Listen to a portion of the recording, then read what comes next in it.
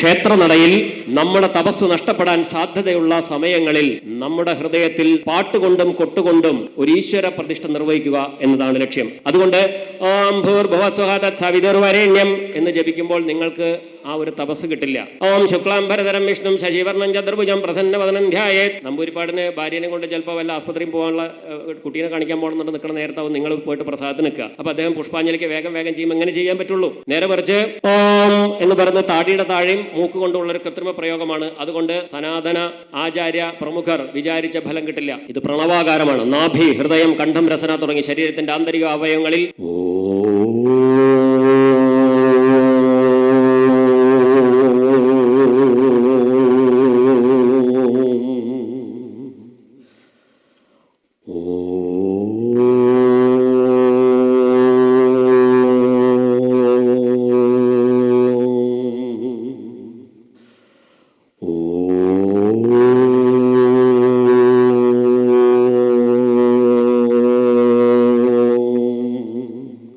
നിങ്ങൾ 10-12 തവണ ഓംകാരം ജപിക്കുമ്പോഴേക്കും നിങ്ങൾ ഈ പ്രപഞ്ചവുമായിട്ടുള്ള ബന്ധം വിടുതൽ ചെയ്യും. പ്രപഞ്ചവുമായി ബന്ധം വിടുതൽ ചെയ്യുകയല്ല സംഭവിക്കുന്നത്. അകത്തേക്ക് വലിച്ചു കയറ്റിയ ഓക്സിജൻ പുറത്തുള്ള ഈ വായുവുമായി താതാത്മ്യപ്പെട്ട് നിൽക്കുകയാണ്. പ്രപഞ്ചവുമായി ലയിക്കുകയാണ് ചെയ്യുന്നത്. അതാണ് സംഭവിക്കുക.